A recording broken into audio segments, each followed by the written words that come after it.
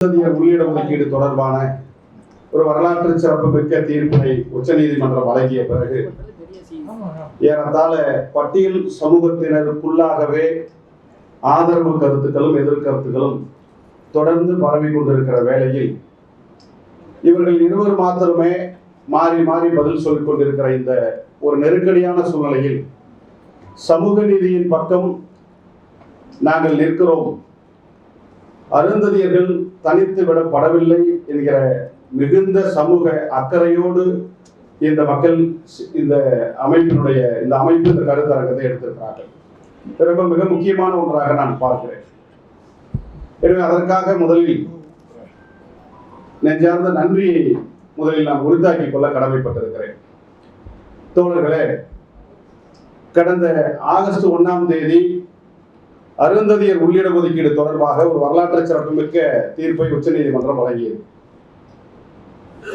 இந்த தீர்ப்பு வந்த பிறகு இந்த தீர்ப்புக்கு எதிராக பல எதிரான நிலைப்பாடுகளை பல தலைவர்கள் இங்கே பேசுவதை நாம் பார்த்து கொண்டிருக்கிறோம். இது ஏதோ இந்த தீர்ப்பு வந்த பிறகு இவர்கள் இந்த எதிரான நிலையை எடுக்கிறார்கள் என்பதாக நாம் பார்க்க வேண்டிய அவசியம் இல்லை. எப்பொழுதெல்லாம் இடஒதுக்கீடு வேண்டும் என்று வாய்ப்பு மறுக்கப்பட்டவர்கள் கேள்வி எழுப்புகிறார்களோ அப்பொழுதெல்லாம் அந்த இடஒதுக்கீட்டை அனுபவித்துக் கொண்டு வருபவர்கள் மறுத்து வந்து கொண்டும் எதிர்த்து வந்து கொண்டிருக்கிறார்கள் என்பதுதான் வரலாறு. அப்படித்தான் இடஒதுக்கீட்டுடைய வரலாறையும் நாம் பார்க்க வேண்டியதாக இருக்கிறது. இடஒதுக்கீட்டினுடைய பலனை பார்ப்பனர்கள் மட்டுமே நுகர்ந்து கொண்டிருக்கிற நேரத்தில் பார்ப்பனர் அல்லாதோர் இடஒதுக்கீட்டினுடைய பங்கை கேட்கிற போது பார்ப்பனர்கள் ஆத்திரப்பட்டார்கள். பார்ப்பனர்கள் இடஒதுக்கீட்டை தர மறுத்தார்கள்.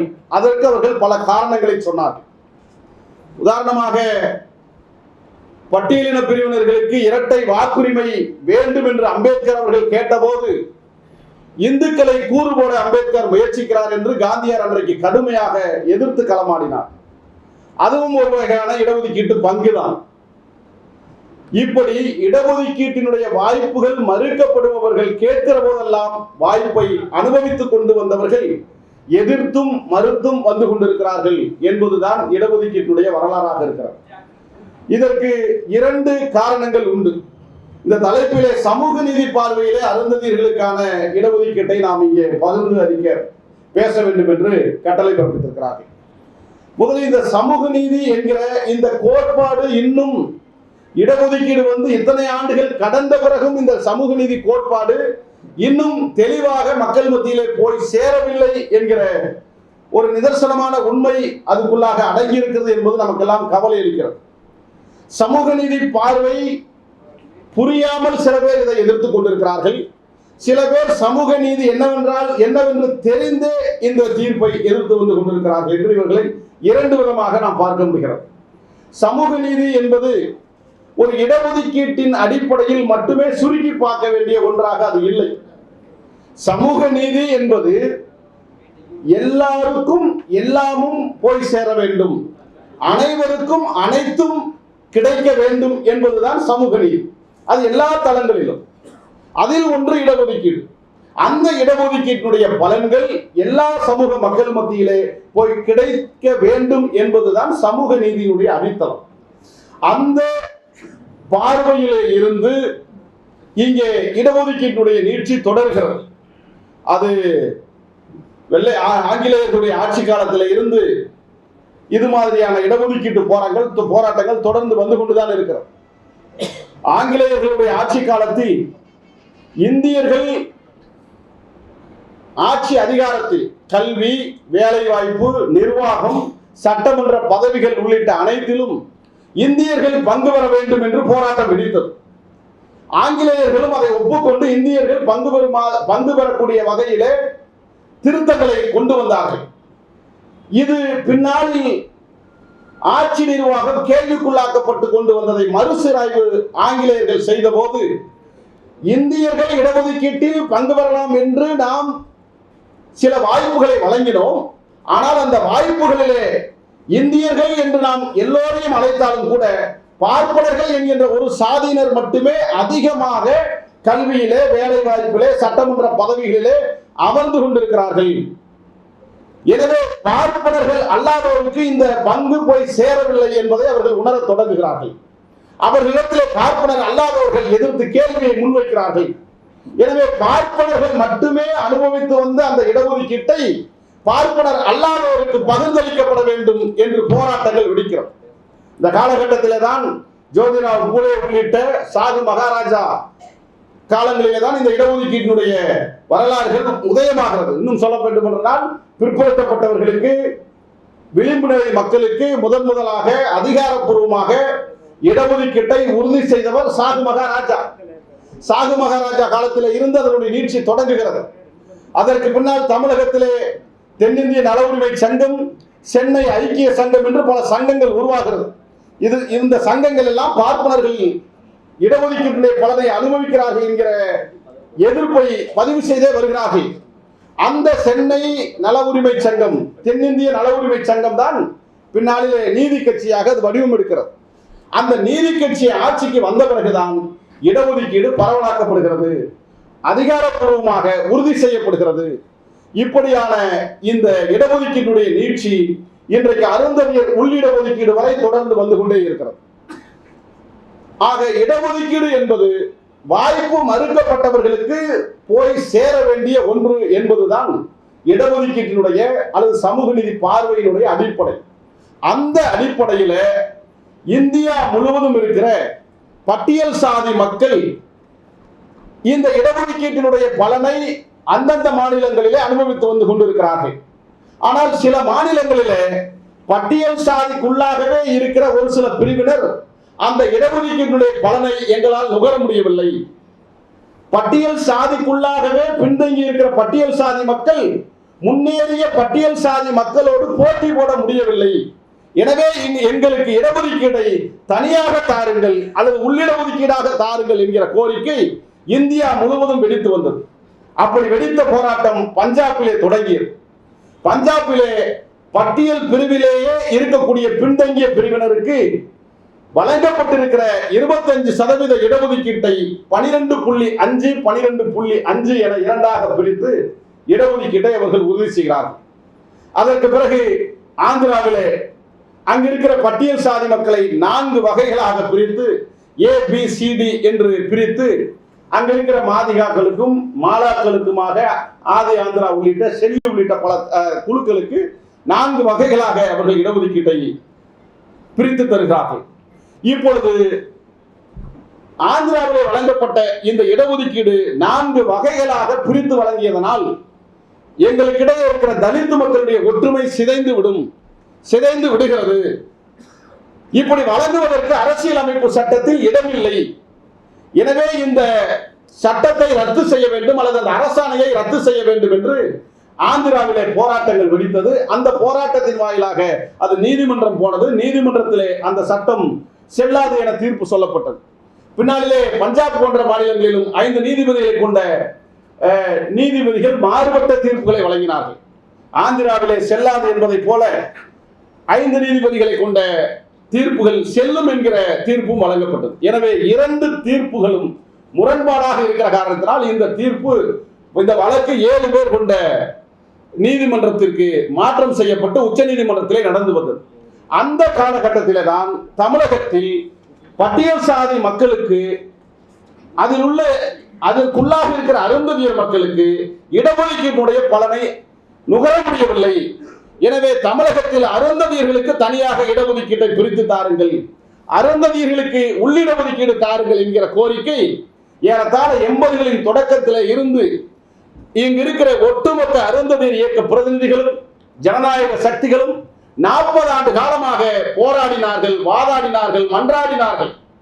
இடஒதுக்கீட்டை அருந்ததியர்களுக்கு தனியாக பிரித்து தருகிற போதுதான் அருந்ததியர் மக்கள் கல்வியிலே, வேலை வாய்ப்பிலே முன்னேற முடியும் என்கிற கோட்பாட்டை இங்கே வலியுறுத்தினார்கள். அந்த போராட்டம் தமிழகத்திலே ஆளுகிற ஆட்சியாளர்களுக்கு எட்டக்கூடிய போராட்டமாக அது மாறியது. இங்க இருக்கிற ஐயா அதிகமானவர்கள் எடுத்த போராட்டங்கள் ஏராளமானது. கருத்தரங்குகள், மாநாடுகள், பேரணிகள் இடதுசாரிகளை ஈர்த்தது, பெரியாரிஸ்டுகளை ஈர்த்தது, அம்பேத்கரிஸ்டுகளை ஈர்த்தது. அதனுடைய வடிவம் அருந்ததியர் மக்களிடையே இருந்து இது இடதுசாரிகள் கைகளிலே, ஜனநாயக சக்திகள் கையிலே போனது. ஜனநாயக சக்திகளும் அருந்ததியர் இயக்க தலைவர்களும் ஒன்றிணைந்தார்கள், போராட்டத்தை முன்னெடுத்தார்கள். ஆளுகிற அரசுக்கு அது செவிகளுக்கு கட்டியது. அன்றைக்கு ஆட்சியில் இருந்த தலைவர் கலைஞர் அவர்கள் 2009ஆம் ஆண்டு அருந்ததியர்களுக்கான உள்ளிட ஒதுக்கீடு சட்டத்தை நிறைவேற்றி தந்தார். அப்பொழுதும் இது மாதிரியான போராட்டங்கள் வெடித்தது. கலைஞர் கொண்டு வந்த அருந்ததியர் உள்ளிட ஒதுக்கீடு சட்டத்திற்கு எதிராக சென்னை உயர்நீதிமன்ற மதுரையிலே வழக்கு தொடுத்தார்கள். அந்த வழக்கில் தமிழ் புலிகள் கட்சியின் சார்பில் நாங்களும் மனுதாரர்களாக இணைந்து எங்களுடைய வாதத்தை முன்வைத்தோம். எல்லா தரப்பு வாதங்களையும் கேட்ட உயர்நீதிமன்றம் இதை போன்ற ஒரு வழக்கு உச்சநீதிமன்றத்திலே நடந்து வருகிறது, எனவே அந்த தீர்ப்பின் அடிப்படையில் இந்த வழக்கு முடித்து வைக்கப்படும் என்று தமிழக அரசு வழக்கும் அருந்ததியர் உள்ளிட ஒதுக்கீடு வழக்கும் உச்சநீதிமன்றத்திற்கு போனது. அப்படி உச்சநீதிமன்றத்திற்கு போன அந்த வழக்கு தான் ஏறத்தாழ 14 ஆண்டுகள் கடந்த பிறகு கடந்த 1ஆம் தேதி தீர்ப்பாக அது வெளிவந்திருக்கிறது. அந்த தீர்ப்பு தெளிவாக ஒன்றை சொல்லுகிறது. பட்டியலின பிரிவில் மிகவும் பின்தங்கி இருக்கிற பிரிவினருக்கு உள் இடஒதுக்கீடோ இடஒதுக்கீடோ வழங்குவதற்கு மாநில அரசுக்கு உரிமை உண்டு. அதுதான் இந்த தீர்ப்பினுடைய சாராம்சம், இந்தியா முழுவதற்குமான பொதுவான சாராம்சம். அதை பஞ்சாபிலே இடஒதுக்கீடு என்று சொல்கிறோம், தமிழகத்திலே உள்ளிட ஒதுக்கீடு என்று சொல்கிறோம். இடஒதுக்கீடு என்பது பஞ்சாபில் இருக்கக்கூடிய 25% இடஒதுக்கீட்டை 12.5 12.5 என பிரித்து வழங்குவதனால் அதை இடஒதுக்கீடு என்று சொல்கிறோம். இந்த 12.5 பிரிவிலே இருப்பவர்கள் அந்த 12.5 பிரிவிற்கு போக முடியாது. அந்த 12.5 பிரிவிலே இருப்பவர்கள் இந்த பிரிவினருக்கு வர முடியாது. எனவே அதை நாம் இடஒதுக்கீடு என்று சொல்கிறோம். தமிழகத்தில் வழங்கப்பட்டிருக்கிற சட்டத்தை நாம் உள்ளிட ஒதுக்கீடு என்று சொல்கிறோம். உள்ளிட ஒதுக்கீடு என்பது கலைஞர் அவர்கள் தருகிற போது முன்னுரிமை அடிப்படையிலான வகையீடு என்று வழங்கினார். 18 விழுக்காட்டில் அருந்ததியர்கள் கல்வியிலே வேலை வாய்ப்பிலே பின்தங்கி இருக்கிறார்கள். அது ஏதோ மேலோட்டமாக கலைஞர் சொன்னது அல்ல. ஜனார்தனன் நீதியரசர் தலைமையிலே தனி நபர் குழு ஒன்றை அமைத்து 6 மாதங்களுக்கு விசாரணை மேற்கொண்டு அந்த விசாரணையின் அடிப்படையிலே இவர்கள் கல்வி வேலை வாய்ப்பிலே ஒரு விழுக்காடை கூட நுகர முடியாதவர்களாக இருக்கிறார்கள். எனவே இவர்களுக்கு இடஒதுக்கீடு வழங்குவது நியாயமானது என்று அறிக்கை சமர்ப்பித்த பிறகு கலைஞர் அவர்கள் இந்த முன்னுரிமை அடிப்படையான வகையீடை வழங்கினார்கள். இந்த முன்னுரிமை அடிப்படையான வகையீடு என்ன சொல்லப்படுகிறது? பட்டியல் சாதிகளில் கல்வியில் வேலை வாய்ப்பில் ஆட்களை தேர்வு செய்கிற போது அருந்ததியர்களுக்கு முன்னுரிமை தாருங்கள், அவர்களை முதலில் தேர்வு செய்யுங்கள் என்று அந்த சட்டத்தினுடைய சாராம்சம் சொல்லுகிறது. அந்த அடிப்படையில் 14 ஆண்டு காலமாக இந்த உள்ளிட ஒதுக்கீடு சட்டம் நடைமுறையிலே வந்திருக்கிறது. சட்டம் வழங்கிய போதும் சரி, அல்லது அருந்ததியர் உள்ளிட ஒதுக்கீடு தொடர்பாக பேசுகிற போதும் சரி, அல்லது தீர்ப்பு வந்த பிறகும் சரி, பொதுவாக ஒரு எதிர்ப்பு குரல் இருந்து கொண்டே இருக்கிறது. அதுதான் நம்முடைய செய்தி. பொதுவாக எதிர்ப்புகள் இருந்து கொண்டே இருக்கிறது. எதிர்க்கக்கூடிய தலைவர்களானது ஒரே நிலைப்பாட்டில் இருக்கிறார்களா என்றால் ஒரே நிலைப்பாட்டில் கிடையாது. தமிழகத்திலே பல தலைவர்கள் எதிர்நிலையில இருக்கிற போது 2-3 தலைவர்களை நாம் இங்கே பட்டியல் போடலாம். புதிய தமிழகம் கட்சியினுடைய தலைவர் கிருஷ்ணசாமி அவர்கள் உள்ளிட ஒதுக்கீடு வழங்கக்கூடாது, தனியாக இடஒதுக்கீட்டை வேண்டுமானால் வழங்கிக் கொள்ளலாம் என்ற ஒரு நிலைப்பாட்டை இருக்கிறார். விடுதலை சிறுத்தைகள் கட்சியுடைய தலைவர் திருமாவளவன் அவர்கள் உள்ளிட ஒதுக்கீடு வழங்கலாம், தனியாக இடஒதுக்கீடு வழங்குவதை நாங்கள் எதிர்க்கிறோம் என்று அவர்கள் முன்வைக்கிறார். ஷேப்பு தமிழரசன் என்கிற தலைவர் இடஒதுக்கீடே வழங்கக்கூடாது, அவர்களுக்கு பொருளாதார அடிப்படையிலே சில வாய்ப்புகளை வழங்கிக் கொள்ளலாம், நிதிகளை தனியாக ஒதுக்கிக் கொள்ளலாம் என்று அவர்கள் கருத்தை வைக்கிறார்கள். ஏறத்தாழ 3 தலைவர்கள் 3 விதமான கருத்தை வைக்கிறார்கள். இதுதான் இங்க பிரச்சனை. இது மட்டுமல்ல, இது எல்லாமே இந்த சட்டத்தை அல்லது இந்த வழக்கை நீர்த்து போக செய்வதற்கு சொல்கிற காரணங்களாக வைத்துக் கொண்டாலும் கூட 3 ஒரே நிலையில் இல்லை. இதற்கு அவர்கள் பல காரணங்களை அவர்கள் முன்வைக்கிறார்கள். என்ன காரணங்களை வைக்கிறார்கள்? பொதுவாக அருந்ததியர்களுக்கு உள்ளிட ஒதுக்கீடு வழங்க தேவையில்லை, பொருளாதார அடிப்படையில் வாய்ப்புகளை அவர்களுக்கு வழங்குங்கள் என்று சொல்கிறார்கள். இந்த உள்ளிட ஒதுக்கீடை தருகிற போது யதார்த்தமாக நடைமுறையில் இருக்கிற சிக்கல்கள் என்று அவர்கள் சிலவற்றை சொல்கிறார்கள். அந்த சிக்கல்கள் எல்லாம் ஏற்றுக்கொள்ள முடியாத அல்லது சமூக நீதியை பற்றி புரிந்து கொள்ளாத அல்லது புரிந்தும் வேண்டுமென்றே இந்த சட்டத்தை நீர்த்து போக செய்வதற்கு சொல்லக்கூடிய காரணங்களாக அவர்கள் சில காரணங்களை முன்வைக்கிறார்கள். அந்த காரணங்களை எல்லாம் முன்வைக்கிற போது எப்படி அம்பேத்கரிஸ்டுகளாக, பெரியாரிஸ்டுகளாக, இடதுசாரிகளாக பொது நீரோட்டத்தில் இவர்கள் இயங்குகிறார்கள் என்கிற கேள்வி நமக்கு எழுகிறது. சொல்லுகிறார்கள், பட்டியல் சாதியில 76 சாதியை சார்ந்தவர்கள் இருக்கிறார்கள். அருந்ததியர் என்கின்ற ஒரு சாதிக்கு மட்டும் 3 விழுக்காடு கொடுத்தால் மீது 75 சாதிகள் பாதிக்கப்படாதா? இது பிற பட்டியல் சாதிகளுக்கு எதிரானது இல்லையா என்று கருத்தை முன்வைக்கிறார்கள். எவ்வளவு பட்டியல் சாதி மக்களை புரியாத அல்லது பட்டியல் சாதி மக்களுடைய அந்த சாதிகளை கூட தெரியாம இவர்கள் இப்படி பேசுகிறார்கள் என்று பாருங்கள். நான் கேட்க விரும்புவதெல்லாம், தமிழகத்தில் பட்டியலிலே முதலில் 76 சாதிகள் இருக்கிறார்களா என்றால் கிடையாது. தமிழகத்திலே பட்டியல் சாதிகள் என்று சொல்லப்படுகிற 76 சாதிகளும் மாநில வாரியாக மொழி வழியாக மாநிலங்கள் பிரிக்கப்படுவதற்கு முன்பாக வழங்கப்பட்டது. சென்னை மாகாணமாக இருக்கிற போது உருவாக்கப்பட்டது. மொழி வழி மாநிலங்கள் பிரிந்த பிறகு 76 சாதிகளிலே பல சாதிகள் தெலுங்கானாவிற்கு போய்விட்டார்கள், பல சாதிகள் ஆந்திராவிற்கு போய்விட்டார்கள், பல சாதிகள் கர்நாடகாவிற்கு போய்விட்டார்கள். ஆக இப்படி பல சாதிகளை கழித்து தமிழ்நாட்டில் இருக்கக்கூடிய சாதிகள் என்னவென்று நாம் பட்டியலிட்டால், இங்கு இருக்கிற தேவேந்திர குல வேளாளர்கள், பறையர்கள், அருந்ததியர்கள், புதுவை மன்னார்கள் என்கிற ஒரு 4 சாதிகளுக்குள்ளாக இந்த பட்டியல்களை எல்லாம் நம்மால் கொண்டு வர முடியும். எனவே தமிழகத்தில் 76 சாதிகள் இல்லை, 4 சாதிகள் இருக்கிறார்கள். விடுபட்டால் ஒரு சாதிகள் இருக்கலாம். 4-5 பிரிவுகளை கொண்ட சாதிகள் மட்டுமே இருக்கிற போது 76 சாதிகள் இருக்கிறது என்று சொல்லுவது எவ்வளவு பெரிய பொய்யான தகவல், எவ்வளவு பெரிய ஒரு தவறான தகவல். இந்த தகவல்களை நான் அடியோடு மறுக்க இங்கே கடமைப்பட்டிருக்கிறேன். அப்படிப்பட்ட அந்த பிரிவுகளிலே தான் அருந்ததியர்கள் பின்தங்கி இருக்கிறார்கள். அவர்களுக்கு உள்ளிட ஒதுக்கீடை தர வேண்டும் என்கிற சமூக நீதி கோரிக்கையை நீங்கள் பரிசீலனை செய்யுங்கள் என்று நாம் போராட தொடங்கினோம். எனவே அடிப்படையில் 76 சாதிகள் இல்லை என்பதை நான் இங்கே முதலில் பதிவு செய்ய கடமைப்பட்டிருக்கிறேன். பிறகு இந்த சட்டம் வந்த பிறகு என்ன சொல்கிறார்கள்? அருந்ததியருக்கு முன்னுரிமை அடிப்படையில் இடஒதுக்கீடு வழங்கக்கூடாது. அப்படி வழங்குவதன் மூலமாக 3 விழுக்காட்டிலும் அருந்ததியர்கள் வந்து விடுகிறார்கள், 15 விழுக்காட்டிலும் அருந்ததியர்கள் வந்து விடுகிறார்கள். இதனால் இதர பட்டியல் சாதியை சார்ந்த யாருமே கல்வியில், வேலை வாய்ப்பில் பங்கு பெற முடியவில்லை. ஒரு சாதிக்கு இடஒதுக்கீடை தந்துவிட்டு ஒட்டுமொத்த பட்டியல் சாதிகளையும் கருணாநிதி பழி வாங்கி விட்டார் என்று கலைஞர் அரசின் மீது, கலைஞர் மீது குற்றச்சாட்டு வைக்கிறார்கள். நாம் கேட்க விரும்புவது மிக தெளிவான ஒன்று செய்திதான். 3 விழுக்காடு முன்னுரிமை அடிப்படையிலான இடஒதுக்கீட்டில் இன்றும் 3 விழுக்காட்டிலே கூட அருந்ததியர்கள் பங்கு பெற முடியவில்லை என்பதுதான் நிதர்சனம்.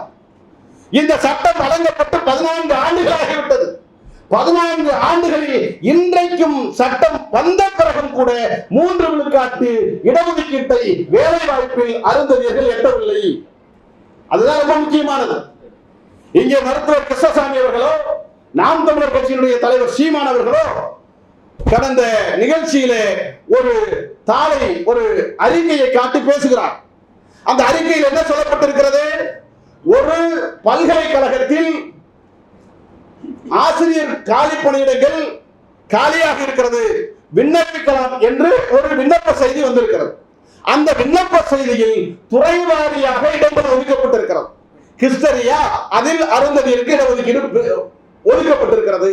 கெமிஸ்ட்ரியா, அதில் அருந்ததியருக்கு இடஒதுக்கீடு ஒதுக்கப்பட்டிருக்கிறது என்று துறை வாரியாக ஒதுக்கப்பட்ட பட்டியலிலே அருந்ததியர்கள் இல்லை. எனவே அருந்ததியர்கள் இருந்தால் துறை வாரியாக இந்த பணியிடங்களை நிரப்பிக் கொள்ளலாம் என்று அறிக்கை விட்டிருக்கிறார்கள்.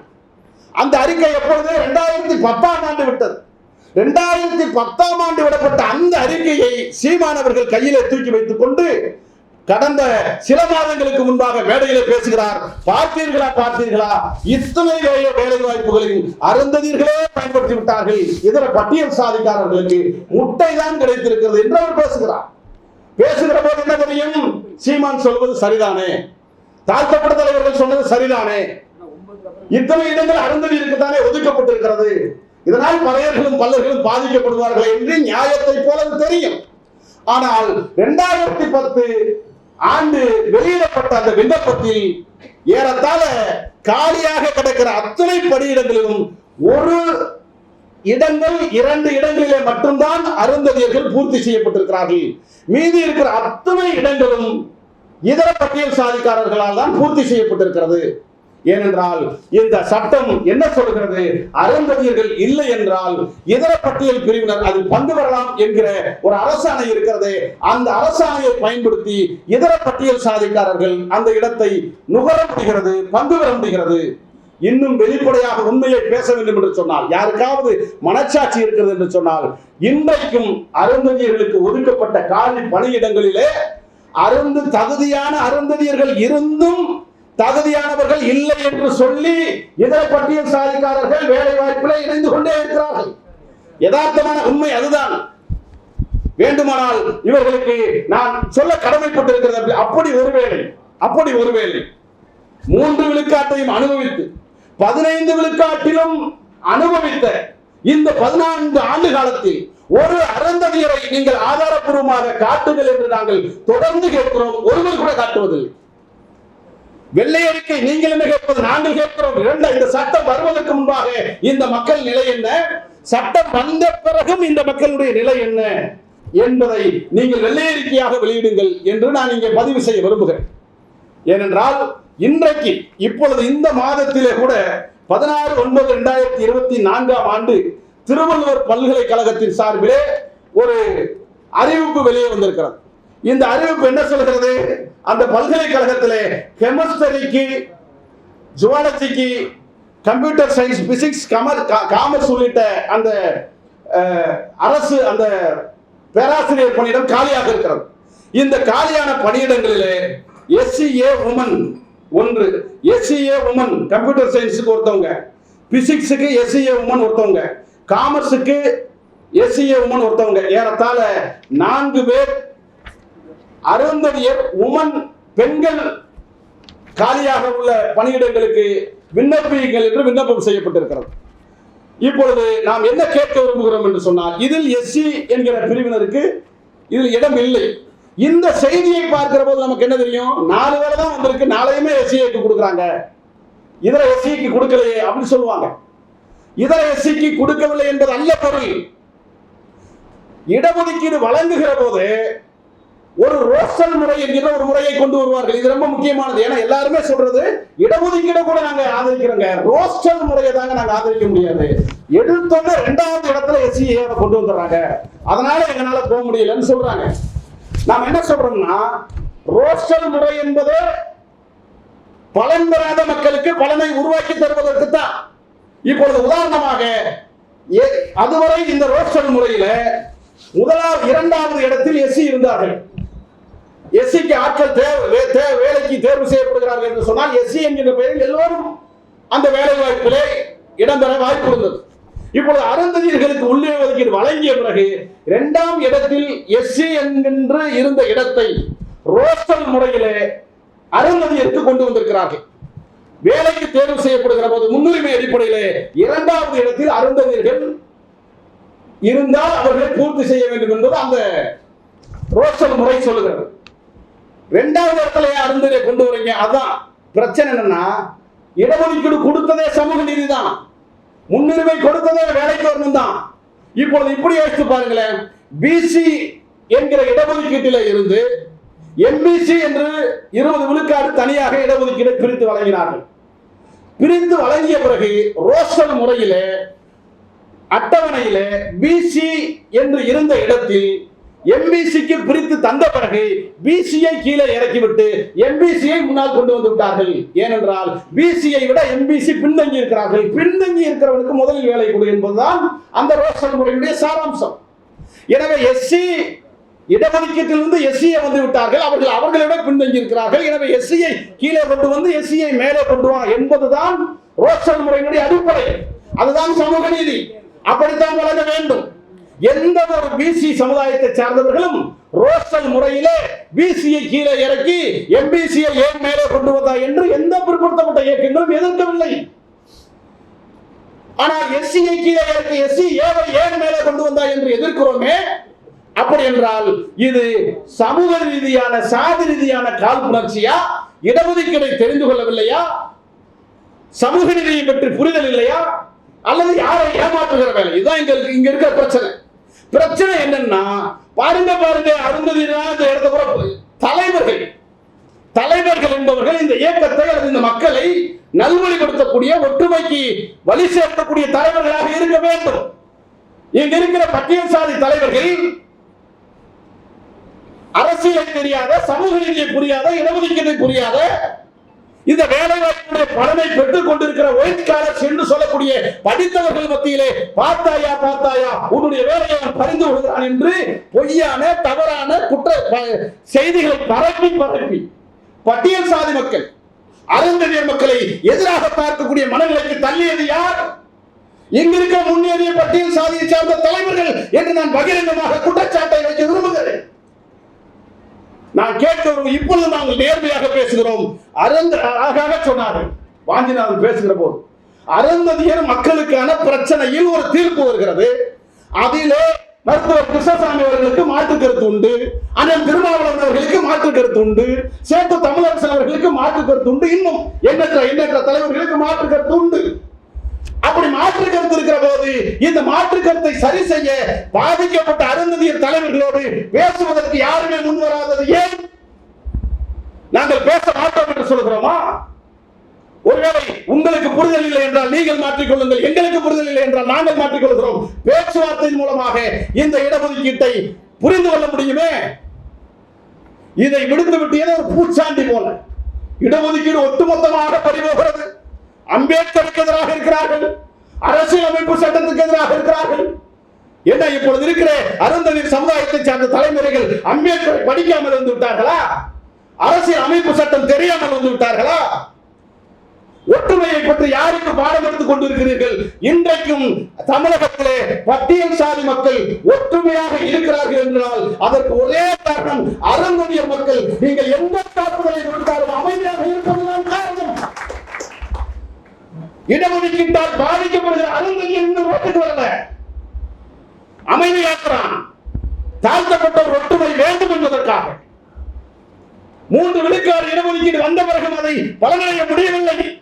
ஆனால் 15ஐயும் நீங்கள் அனுமதிக்கிறீர்கள் என்று பொய்யான குற்றச்சாட்டை நீங்கள் சொல்கிறீர்கள். அதற்கு எதிராக நாங்கள் ரோட்டிற்கு வரவில்லை. வெளிப்படையாக இந்த இடஒதுக்கீடு பலனை நாம் புரிந்து கொள்ள வேண்டிய தேவை இருக்கிறது. எழுத்தாளர் ரவிக்குமார் அவர்கள் மணற்கேணி என்கிற ஒரு பதிப்பகத்திலே ஒரு புத்தகத்தை அவர் வெளியே கொண்டு வந்திருக்கிறார். வாஞ்சிநாதன் அவர்கள் புள்ளி விவரமாக கொண்டு வந்தார். அதை நான் நகலெடுத்து வந்திருக்கிறேன். ஒட்டுமொத்தமாக அத்துணை பொய்யான தவறான தகவல்களை சொல்லி எளிய மக்களை இப்படி ஒரு ஒற்றுமையை சிதைக்கக்கூடிய வகையில் எழுதி கொண்டிருக்கிறார்கள். இதை தடுப்பது யார்? இதை எதிர்த்து கேள்வி கேட்பது யார்? அந்த புத்தகத்திலே அம்பேத்கரை பற்றி நமக்கு பாடம் இருக்கிறார். புத்தகத்திலே அவர் சொன்ன புத்தகம் அம்பேத்கர் அரசியல் அமைப்பு சட்டம் 341 அம்பேத்கர் இந்த காரணங்களுக்காக கொண்டு வந்தார். அந்த பட்டியலில் யாரும் கை வைக்க கூடாது, அகில இந்திய அளவிலே நாம் ஒற்றுமையாக இருக்க வேண்டும், கை வைத்தால் ஒற்றுமை சிதறிவிடும், இதை அம்பேத்கரை சொன்னார் என்று அவர்கள் பதிவு செய்கிறார். அம்பேத்கர் இந்த இடத்துல பதிவு செய்தார்.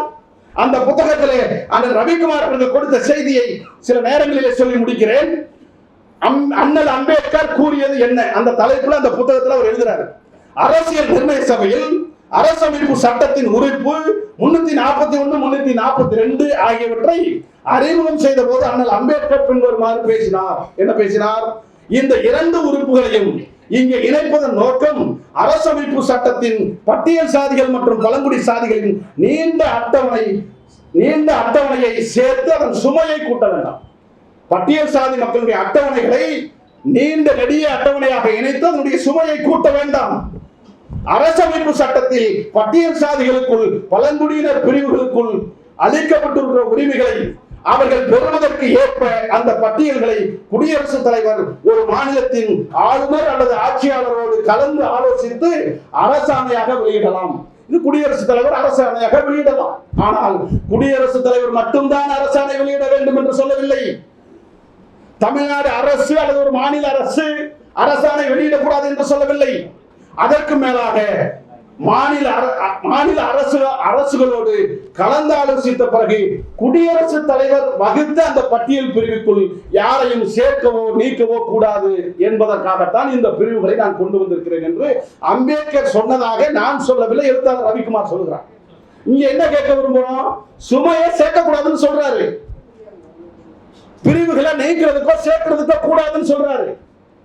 குடியரசுத் தலைவர் அரசாணை வழங்கலாம் என்று சொல்லி இருக்கிறார். இந்த மூன்று தான் அதனுடைய சாராம்சம். இந்த மூன்றில் உச்சநீதிமன்ற தீர்ப்பு எதை மீறி இருக்கிறது? எதையுமே மீறவில்லையே. எந்த சாதிகளையும் நீக்கவில்லை, எந்த சாதிகளையும் சேர்க்கவில்லை. இருக்கிற சாதியில் பின்தங்கி இருப்பவர்களை அடையாளம் கண்டு அவர்களுக்கு இடஒதுக்கீடு வழங்கப்பட்டிருக்கிறது.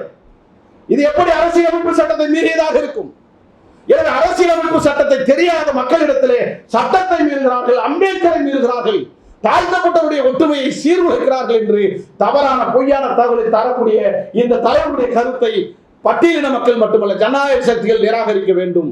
அதான் நான் வைக்கிற கோரிக்கை, நிராகரிக்க வேண்டும்.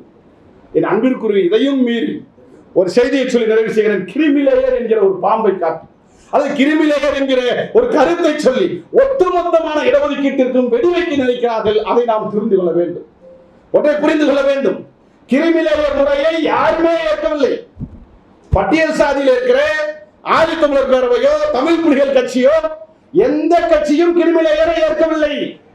ஆனால் திரும்ப திரும்ப கிரிமிலேயரை தீர்ப்பில் சொல்லப்பட்டுள்ளது. தீர்ப்பாக இந்த புத்தகத்துல கிரிமிலேயரை தீர்ப்பாக சொல்லிவிட்டார்கள் என்று பல முறை திரும்ப திரும்ப சொல்கிறார். மிக தெளிவாக கிரிமிலேயர் தீர்ப்பு அல்ல. கிரிமிலேயர் என்பது கருத்து. கருத்தை ஏற்க வேண்டிய சட்ட வாய்ப்புகள் இல்லை. இன்னும் ஒரு படிக்கு மேலே நான் ஒன்றை சொல்லி முடிவு செய்ய விரும்புகிறேன். ஏற்கனவே உஷா மேகராவுடைய அந்த தீர்ப்பில், வழக்கினுடைய தீர்ப்பில் உச்சநீதிமன்றம் சொன்னது, பிற்படுத்தப்பட்ட மக்களுக்கு கிரிமிலேயரை பொருந்துமாறு செய்யுங்கள். பிற்படுத்தப்பட்டவர்கள் பொருளாதார ரீதியிலே முன்னேறிவிட்டார், அந்த சாதியினரை அடையாளம் கொண்டு அவர்களை கிரிமிலேயர் பட்டியலுக்குள்ளே கொண்டு வர வேண்டும் என்று இதே உச்சநீதிமன்றம் பல வழக்குகள் தீர்ப்பே சொல்லப்பட்டிருக்கிறது. பிற்படுத்தப்பட்டவர்களுக்கு கிரிமிலேயர் வழங்க வேண்டும் என்று தீர்ப்பு உச்சநீதிமன்றம் சொல்லி இருக்கிறது.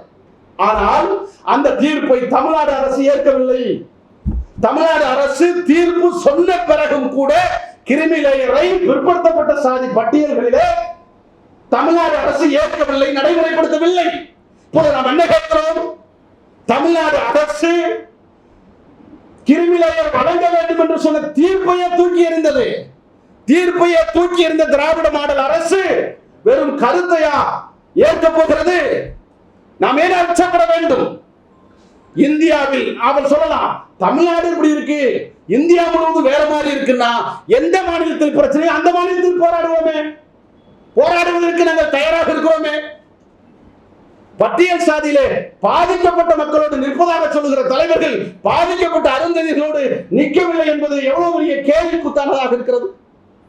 எனவேதான் நாங்கள் திரும்ப திரும்ப சொல்கிறோம், அருந்ததியர் உள்ளிடஒதுக்கீடு பிரச்சனை வெறும் அருந்ததியர்களுக்கான பிரச்சனை அல்ல. இங்கே கூட தோழர் வாஞ்சிநாதன் சொல்லுகிற போது இடஒதுக்கீட்டை எதிர்ப்பவர்கள் அந்த சாதியினுடைய பிரச்சனைகளை வலியுறுத்துகிறார்கள், இடஒதுக்கீட்டை ஆதரிப்பவர்கள் அருந்ததியருக்கான வாதங்களை முன்வைக்கிறார்கள் என்று அவர்கள் பதிவு செய்தார். நான் இப்பொழுது அருந்ததியர்களுக்காக இங்கே வாதம் வைக்கிறேன் என்று சொன்னால் வெறும் அருந்ததியனாக மட்டும் வைக்கவில்லை, அம்பேத்கரிஸ்டாக, பெரியாரிஸ்டாக, மார்க்சிஸ்டாக அவனுக்கு போக வேண்டிய நீதி சரி என்று வாதிடுகிறேன். ஒருவேளை நான் அந்த அருந்ததியராக பிறந்திருக்கவில்லை என்றாலும் கூட அருந்ததியருக்காக களத்தில் நிற்பேன். இப்பொழுதும் முதல்வர்களுக்காக களத்தில் நின்று கொண்டிருக்கிற கட்சி தமிழ் புலிகள் கட்சி. உண்மையிலேயே பாதிக்கப்பட்டவர்கள் பக்கம் நிற்கிற ஒரே கட்சி தமிழ் புலிகள் கட்சி தான் என்பதை இந்த இடத்துல பதிவு செய்து நேரத்தின் அறிமுகத்தில் இந்த கருத்தை நிறைவு செய்கிறேன்.